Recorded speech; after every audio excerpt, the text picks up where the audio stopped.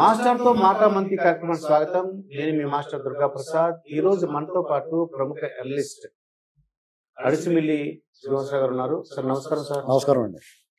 Sir మొత్తం ఈ అంబటి రాంబాబు గాని, రోజా గారు, అనిల్ కుమార్ యాదవ్ అసలు వాళ్ళు ఎలా మాట్లాడతారో ఇది ఎలక్షన్స్ ముందండి. ఇప్పుడు చూస్తే ఎలక్షన్ అయిన తర్వాత బేదారుపులో అనమాట. అంటే పోలీసు వాళ్ళు మాకు కోఆపరేట్ చేయలేదు. ఎలా చూస్తే ఫ్రస్ట్రేషన్ ఎలా చూద్దాం అంటారు? అంటే ఆంధ్రప్రదేశ్లో మొన్న ఎలక్షన్ రోజుని సోమవారం మే 13 ఏం జరిగిందంటే ఆంధ్రప్రదేశ్లో తిరుగుబాటు జరిగింది. చిరకాలపు దోపిడీ మీద, అన్యాయం మీద, అక్రమాల మీద, అరాచకం మీద, అవినీతి మీద, డే లైట్ రాబరీ మీద, వేధింపుల మీద, పచ్చి మోసం మీద, వంచన మీద, దగా మీద, ఏడుపు మోహం మీద తిరుగుబాటు జరిగింది. ఆ తిరుగుబాటు జరిగినప్పుడు వాళ్ళు ఏమనుకున్నారంటే అధికార పక్షానికి చెందిన వాళ్ళు ఈ దండుపల్లి ముఠ, బందిపోటు దొంగల ముఠ వీళ్ళు ఏమనుకున్నారంటే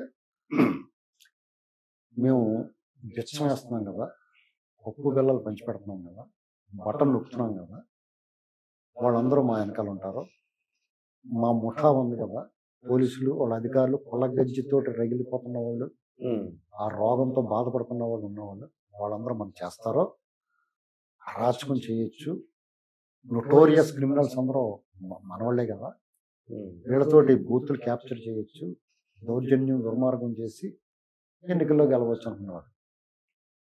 వాళ్ళ మోడస్ ఆపరండి, వాళ్ళ విధానం అది, వాళ్ళ దారి అది. అయితే మనం అనుకున్నామని అన్నీ అవ్వవు కదా. తెలిసింది ఒకటి మనవాడు తెలిస్తే ఇంకోటి జరుగుతుంది, దైవం కూడా తెలుస్తుంది, దేవుడి స్క్రిప్ట్ అలా ఉంటుంది. వాళ్ళకి మొదటగా రెక్కలో వాళ్ళ దండుపల్లి ముఠాలో కొన్ని రెక్కలు విసేసారు. రెక్కలు అంటారా? రెక్కలు కాదు, వాళ్ళ దండుపల్లి ముఠ ఆఫీసులను చెప్పేసి మార్చేశారు కదా. ఒకటి.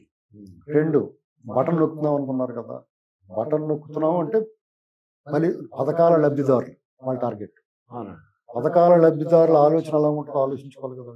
పథకాల లబ్ధిదారులు ఈ పథకాలు అందుకునే వాళ్ళకి ఈ పథకాలు చేతిలో పుచ్చుకున్న తర్వాత గతంలో ఎంత వచ్చింది వాళ్ళకి అర్థమవుతుంది, ఇప్పుడు ఎంత వస్తుందో అర్థమవుతుంది, రేపు వచ్చి కూడా ఏమి ఇస్తారంటున్నా కూడా వాళ్ళ అవగాహన ఉంటుంది కదా. అంటే నువ్వు పథకాల లబ్ధిదారులు డబ్బులుగా ఆశపడతారు అనుకుంటున్నావు కాబట్టి నువ్వు ఆ డబ్బులుగా ఆశపడతావు కాబట్టి నువ్వు చాలా అందగాడమని నీదే, నువ్వు ఒక్కడికి చేస్తావు అనుకోరు కదా, ఎవడొచ్చినా చేస్తాడు అనేటువంటి భావన ఉంటుంది కదా. అందులో పెన్షన్దారులు తీసుకో, పెన్షన్దారులు 4,000 ఇస్తాను రేపు వచ్చి ఓటమి, నువ్వు 3,500 ఇస్తాను ముక్కి మూలిగి, మలబద్ధకం ఉన్నవాడు చూడండి గంట సేపు వెళ్తాడు, అలాగే ముక్కి మూలిగి నువ్వు 2,000 నుంచి 3,000 చేసావు, 5 ఏళ్ళు పట్టింది. అలాగే మళ్ళీ 3 నుంచి 3,500 కూడా అలాగే చేస్తానమ్మా. వీడికి మలబద్ధకం గడరా బాబు, వీటితో పనారో సుఖప్రసవం అవ్వదు వీటితోటి అని అర్థమైంది. 4,000 ఇస్తాను పెన్షన్ వృద్ధులకి, వికలాంగులకి, అందరికీ. వికలాంగులకి అయితే 6,000. ఏప్రిల్ మే జూన్ ఈ పెంచిన పెన్షన్ ఈ 3,000 ప్లస్ 4,000 కలిపి జూలై 1వ తారీఖు 7,000 ఇచ్చేస్తాను. అంటే 7,000 పెట్టుకుని ఆ పెన్షన్దారులు ఓటు కొనుక్కున్నాడు, అరువు కొనుక్కున్నాడు. నేను కొనుక్కోవు అరువు చేసి, అలాగే నువ్వు అరువు కొనుక్కో, నువ్వు దుకాణంకి వెళ్తావు, 1,000 డబ్బులు వచ్చి నెల ఇస్తానని చెప్పి నెల కిరాణా తీసుకుంటావు కదా, ఇస్తాడు. అలాగే వాళ్ళు ఓటు ఇస్తారు. వాళ్ళు ఇతను కంటిన్యూ చేస్తాడా చేయడా అది అనవసరం. జూలై 1వ తారీఖు 7,000 పడుతుంది, కనీసం మొదటి నెలనే ఇస్తాడు కదా, లేదా మొదటి 6 నెలలన్నా 4,000 చెప్పి ఇస్తాడు కదా, తర్వాత సంగతి తర్వాత చూసుకోవచ్చు.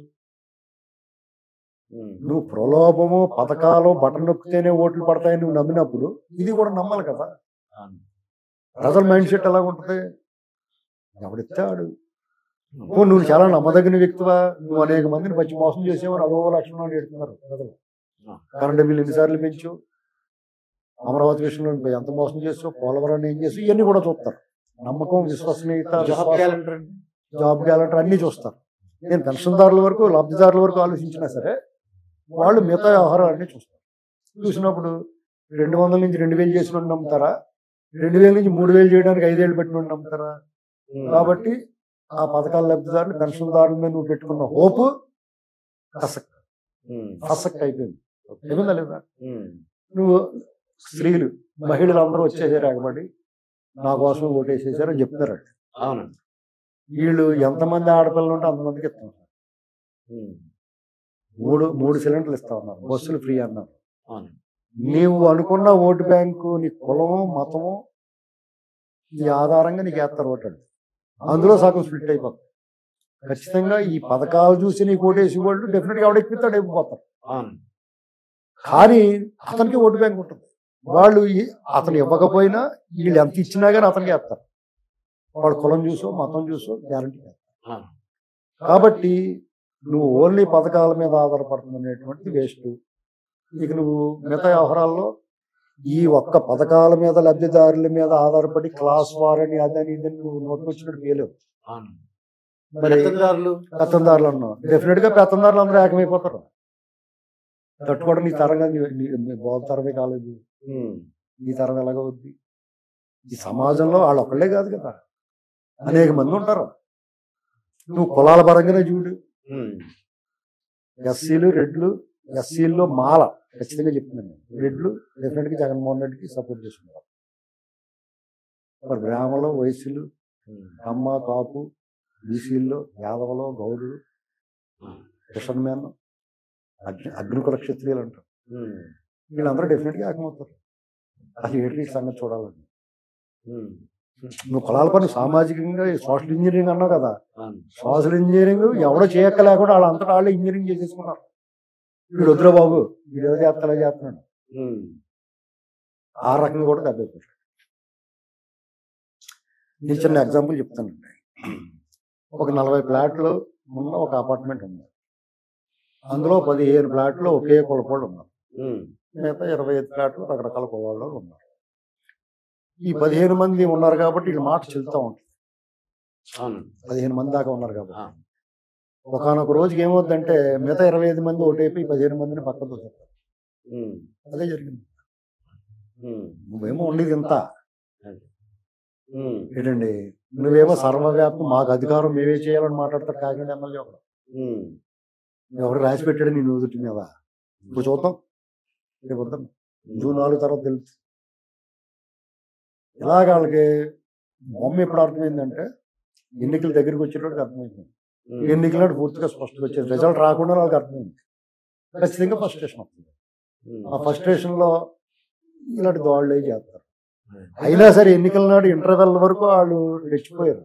అది కూడా కొన్ని చోట్ల తాడిపత్రి, పల్నాడు, పొంగనూరులో కొన్ని చోట్ల అలాగే అక్కడక్కడ పల్స్గా ఏమైనా గట్టిగా కంట్రోల్ చేశారు. వాళ్ళు అనుకున్న దౌర్జన్యం దుర్మార్గం చేయలేకపోయారు.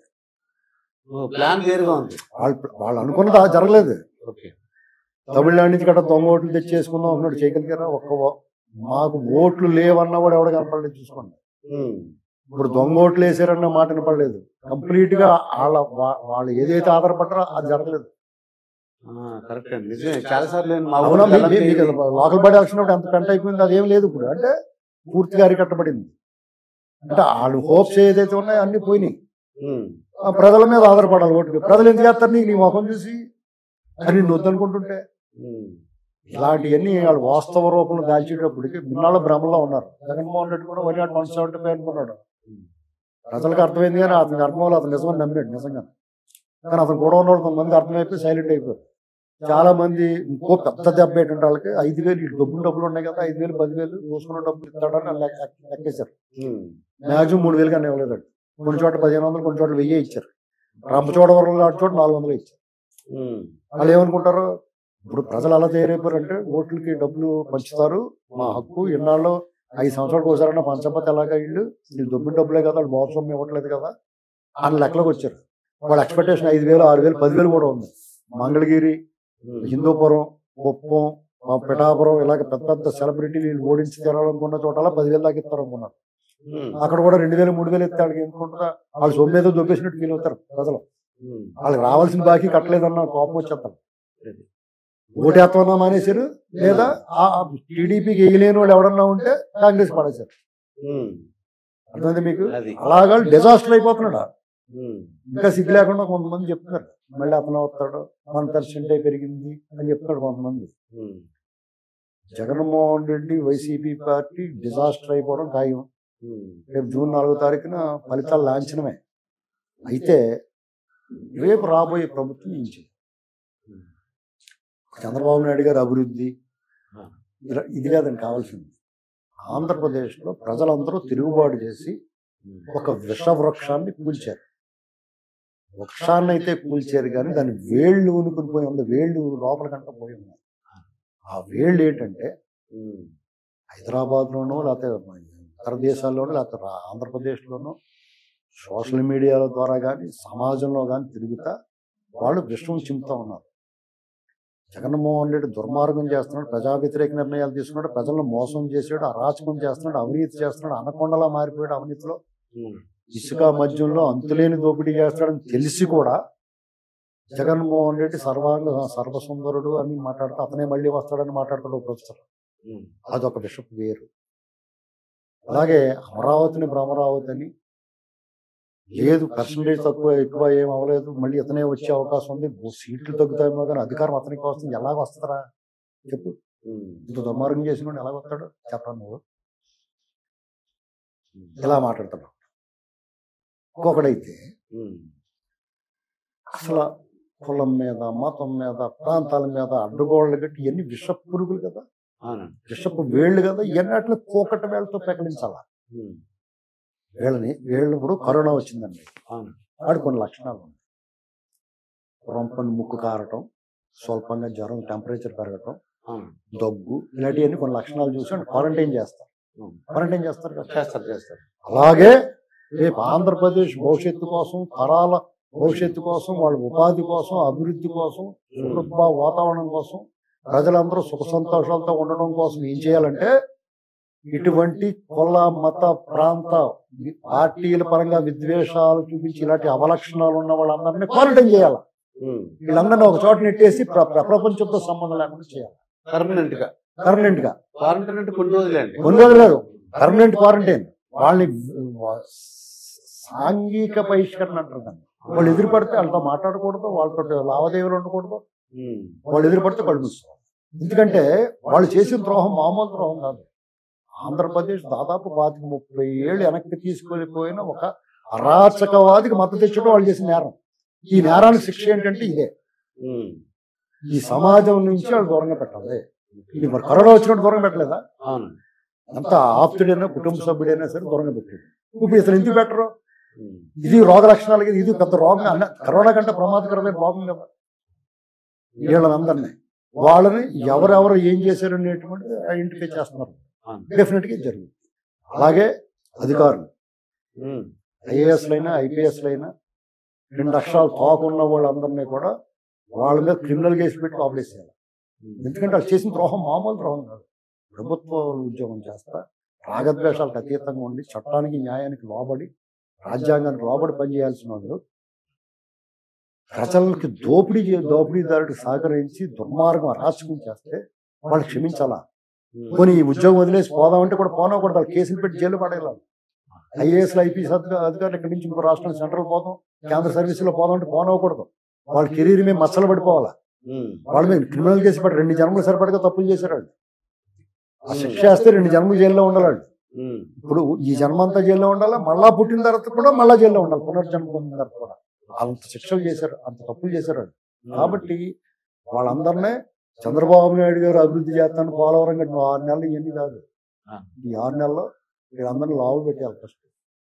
అప్పుడు ఆంధ్రప్రదేశ్ అప్పుడు ఆలోచిస్తే ఈ పేడ ఆరోగ్యం సరిపడింది కదా, పూర్తి ఆహారం తీసుకోవడం, శక్తి సమకూర్చుకోవడం, మళ్ళీ తిరిగి నీ పని చేసుకోగలుగుతాం.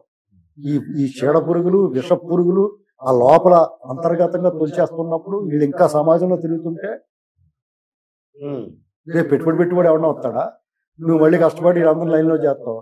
మళ్ళీ రేపు వాడు చెడగొడితే 2014 నుంచి 19 వరకు రూపం తీసుకొచ్చావు, వీడు వచ్చి మొత్తం ధ్వంసం చేసాడు, అప్పులు చేసాడు, మళ్ళీ 10 ఏళ్ళు సరిపడక 20 ఏళ్ళు సరిపడక కోలుకోకుండా చేసాడు.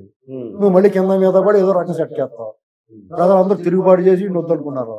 ఈ ప్రజల తిరుగుబాటుకి అర్థం ఉండాలన్నా, రేపు పొద్దున తరాల భవిష్యత్తు బాగుండాలన్నా ఈ చీడ పురుగులు అన్నట్లు క్వారంటైన్ చేసి పక్క దూసేయాలి, చికిత్స చేయాలి. ఇప్పుడు కాలు మన కాలు గుళ్ళిపోయిందని తీసేస్తారు అంతే. ఇదండి శ్రీనివాసరావు గారితో జరిగిన ఇంటర్వ్యూ. మరొక ఇంటర్వ్యూతో మీ ముందుంటాను. మీ మాస్టర్ దుర్గా ప్రసాద్.